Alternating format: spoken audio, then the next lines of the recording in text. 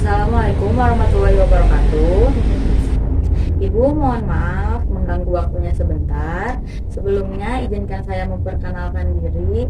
Saya Sabila Nur Ajija dari Fakultas Pendidikan Bahasa IKIP Siliwangi. Sebelumnya, apakah saya boleh tahu nama ibu, ibu mengajar di mana, dan ibu mengajar kelas berapa?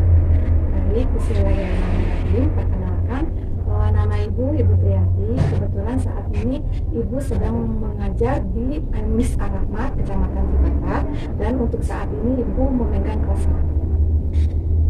Baik, selanjutnya Ibu, saya ingin bertanya-tanya sedikit. Pendapat Ibu mengenai perubahan kurikulum yang sampai saat ini terjadi di Indonesia. Ya, Ibu akan memaparkan sedikit tentang pendapat Ibu mengenai kurikulum yang terjadi pada saat ini. Menurut pendapat Ibu, kalau bercerita tentang kurikulum itu suatu patokan dari sebuah pendidikan. Jadi kalau tidak adanya kurikulum, mau dibawa kemana pendidikan kita saat ini? Kenapa kurikulum sering terjadi perubahan secara berkala, gitu kan? Karena pemerintah itu menginginkan supaya meningkatkan mutu pendidikan yang ada di Indonesia saat ini.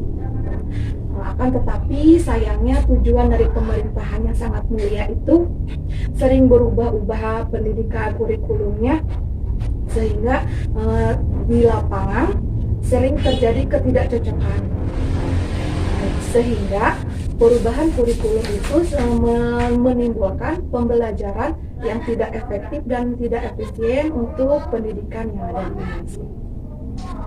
Baik, selanjutnya pendapat Ibu tentang implementasi pembelajaran Merdeka Belajar. Untuk saat ini kegiatan kurikulum Merdeka Belajar belum begitu diterapkan di sekolah ya, karena baru hanya wacana dan belum begitu terjun gitu ke sekolahnya. Pendidikan Merdeka Belajar itu sangat menguntungkan untuk murid dan juga untuk saya sebagai tenaga pendidik. Kenapa dikatakan begitu? Karena yang pertama, keuntungannya itu ujian nasional ditiadakan. Nanti diganti jadi asesmen nasional dan pendidikan karakter. Kemudian yang keduanya UASBN, penilaiannya tidak ditentukan oleh pemerintah, melainkan dikembalikan lagi kepada sekolah yang menentukan anak itu lulus atau tidak. Dan yang ketiganya, pembuatan FPP untuk saya sendiri sangat menguntungkan, karena yang asalnya ada 13 komponen, kemudian sama Mas kementerian dirubah, dipersempit menjadi 3 komponen. Dan yang terakhir, sistem zonasi dikembalikan lagi ke sistem daerahnya masing-masing. Begitu kiranya. Baik, terima kasih Ibu atas kesempatan dan waktunya yang diberikan sehingga saya bisa mewawancarai Ibu. Wassalamualaikum warahmatullahi wabarakatuh. Waalaikumsalam warahmatullahi wabarakatuh. Assalamualaikum warahmatullahi wabarakatuh. Waalaikumsalam warahmatullahi wabarakatuh. Selamat siang Ibu. Selamat siang. Mohon maaf mengganggu waktunya sebentar. Izinkan saya memperkenalkan diri. Saya Sabila Nur Ajija dari Fakultas Pendidikan Bahasa IKIP Siliwangi. Sebelumnya, apakah saya boleh tahu nama Ibu mengajar di mana, dan Ibu mengajar kelas berapa?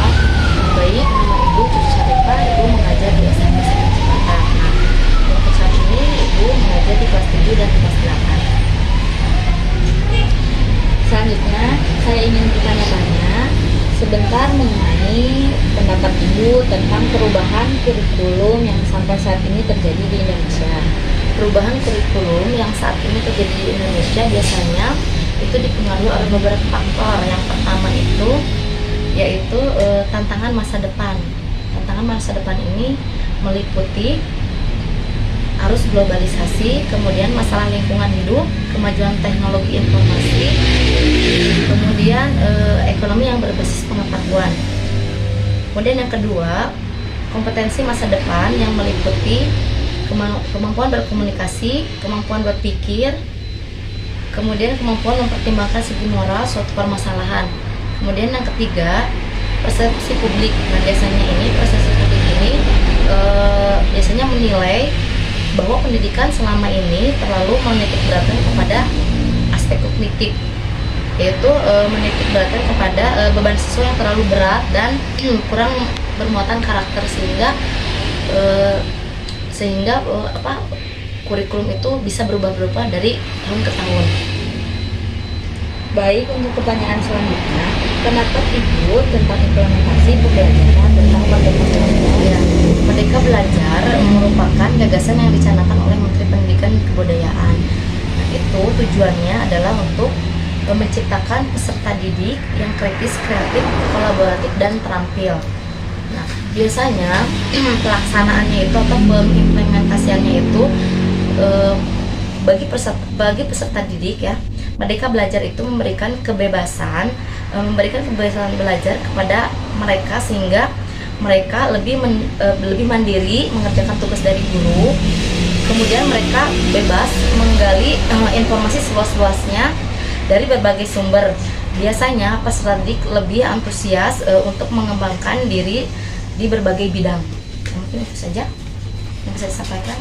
Baik, terima kasih Ibu atas kesempatan dan waktunya yang diberikan sehingga saya bisa mewawancarai Ibu.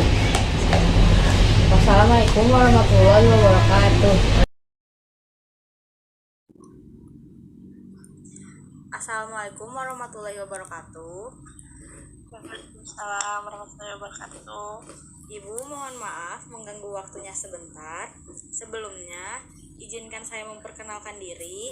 Saya Sabila Nur Ajijah dari Fakultas Pendidikan Bahasa IKIP Siliwangi. Sebelumnya, apakah saya boleh tahu nama Ibu, lalu Ibu mengajar di mana dan mengajar kelas berapa?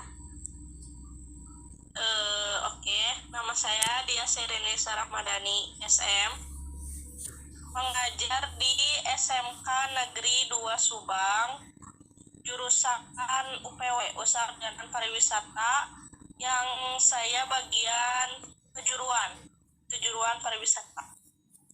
Baik, selanjutnya saya ingin bertanya-tanya sebentar mengenai pendapat Ibu tentang perubahan kurikulum yang sampai saat ini terjadi di Indonesia.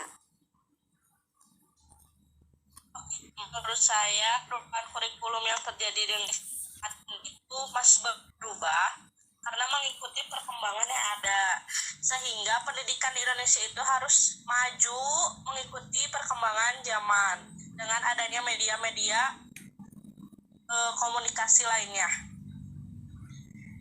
Lalu pertanyaan selanjutnya, pendapat Ibu tentang implementasi pembelajaran tentang Merdeka Belajar.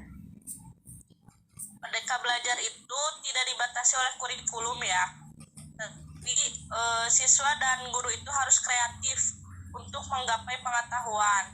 Siswa benar-benar dilatih untuk mandiri belajar, tidak terpaku oleh materi yang di buku, tetapi praktik yang harus dilakukan itu harus ada sekarang. Baik, terima kasih Ibu atas waktu dan kesempatan yang diberikan sehingga saya bisa melakukan wawancara dengan Ibu. Wassalamualaikum warahmatullahi wabarakatuh.